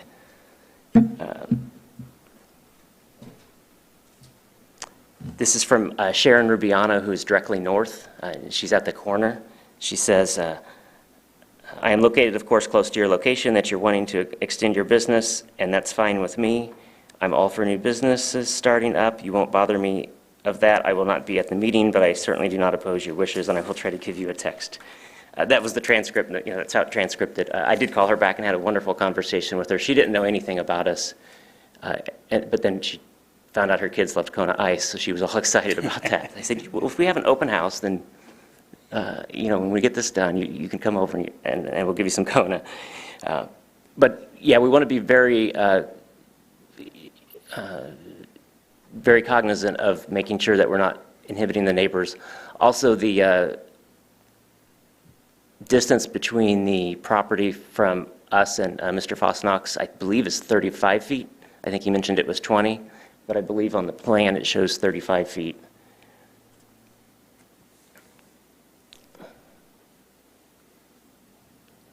Yeah, it does indicate 35 Right. there. So it's Okay. an additional amount of space. Thank you. Any questions or comments from the board? Still clarification for me, and this may be for Maureen or whoever.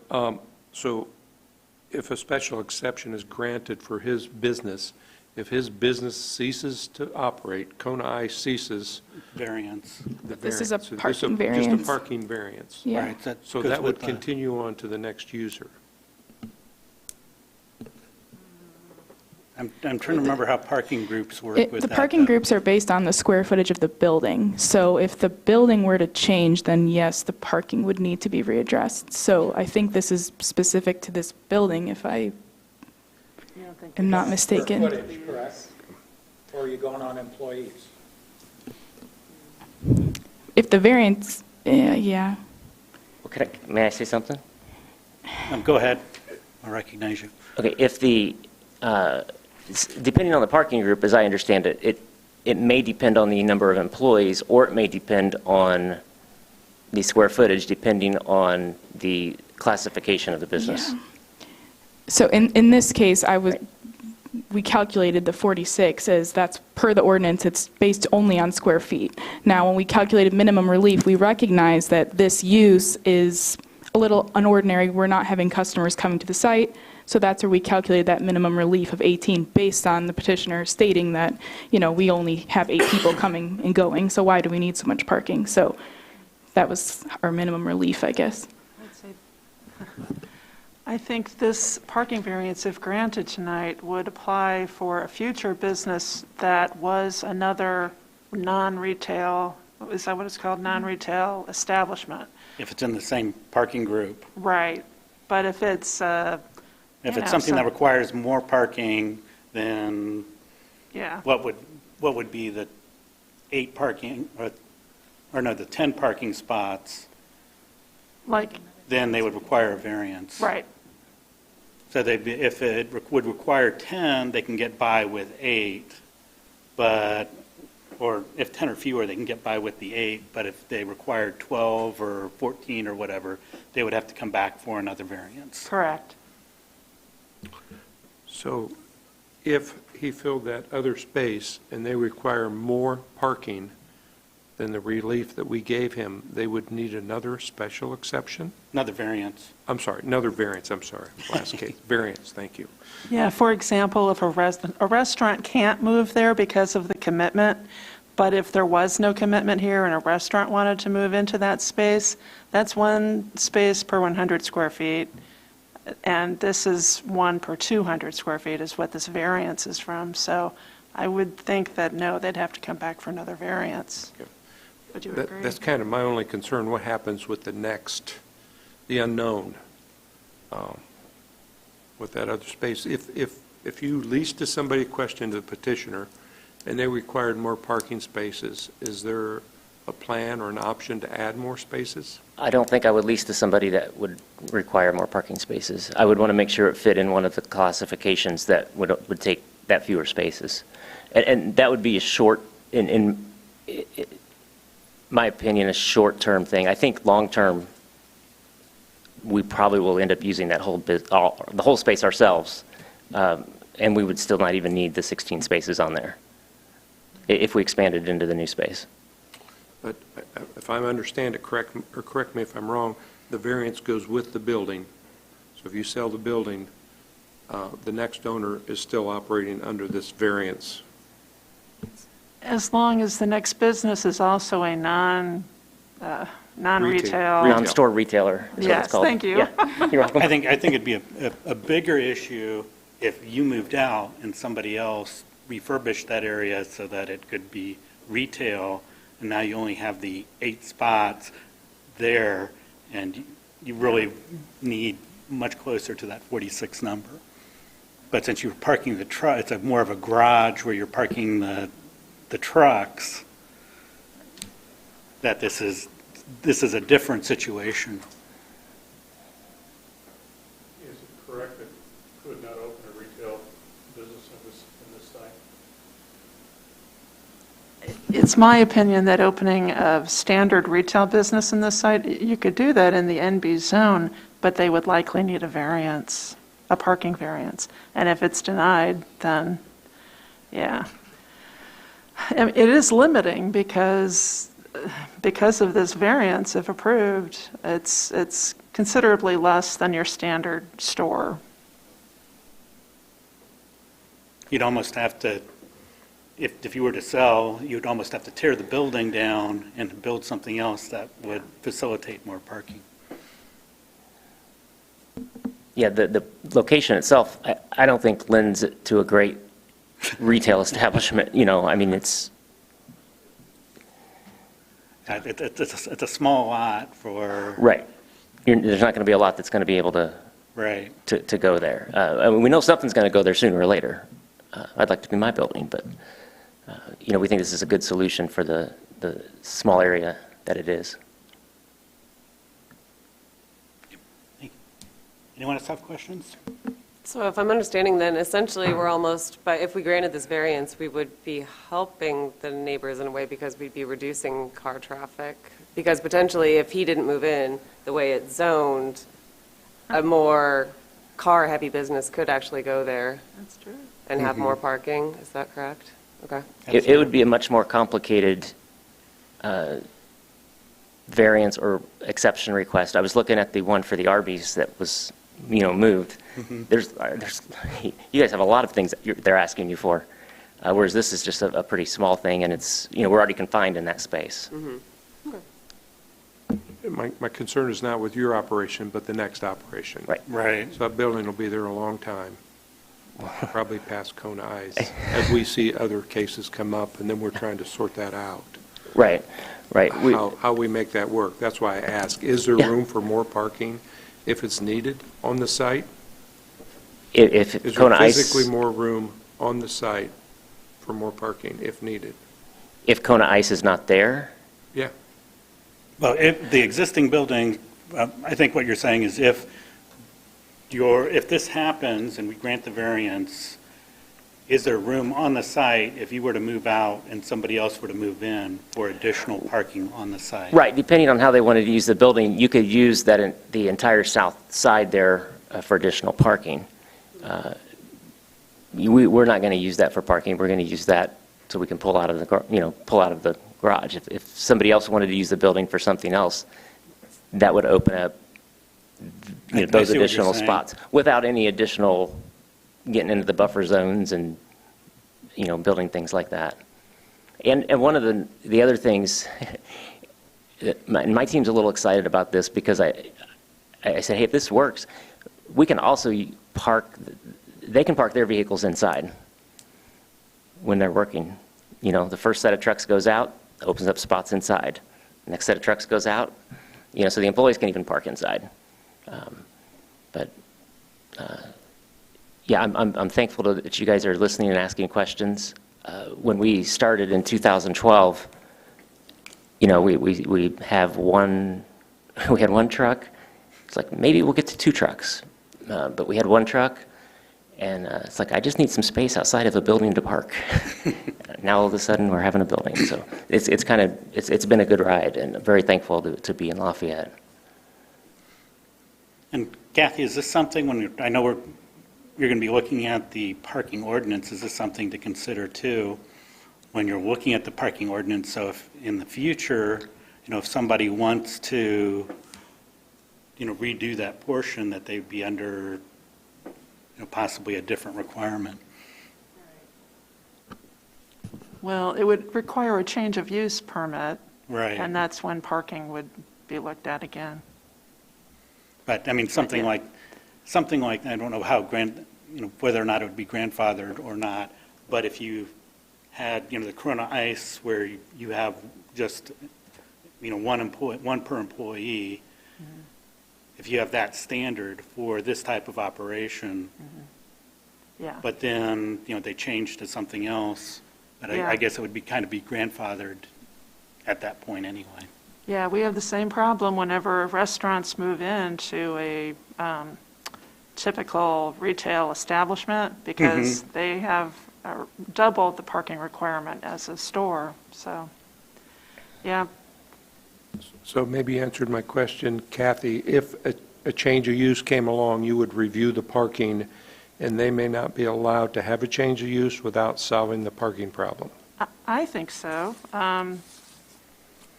because it's based on the SIC category for this particular use, which is non-retail. I keep forgetting it. Yeah. Non-store retailer. Thank you. So I think it's a great use. I mean, it's not an issue. I'm just trying to think down the road, Right. not to Making sure we don't pin ourselves have in. a problem. Right. And what happens when you get to 9 trucks or 10 trucks? I don't think the markets can handle that many Kona Ice trucks. But it's a good question, right? Is We there a would solution? take over the front area if we were to have something crazy like that. Then we would still have all 16 spots for Park some 10 trucks outside or if whatever. we Yeah, like we would never have more trucks, I don't think, than there would be parking spots. Okay, And if we got to that point, I would like to that'd be a good problem. absolutely. Hopefully, maybe it'll happen. If you got to 7, you didn't think you'd get there. Yeah. And Gary, your problem's not, the 16 to 18, yours is really a much larger number down to 16 or 18. Right. So it's. Any other questions? Hearing none, we've got a ballot.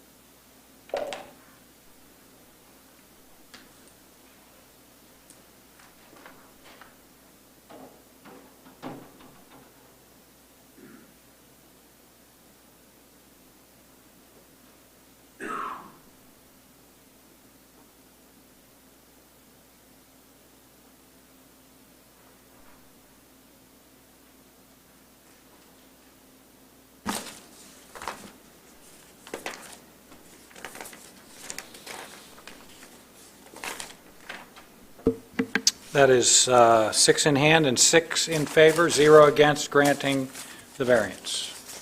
Variance is granted. Administrative matters.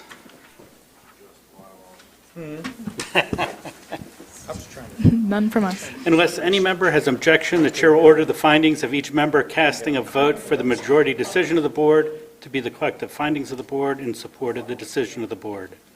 Hearing none, it is so ordered. And I'll take the last motion, please. Move to adjourn. We're adjourned. Thank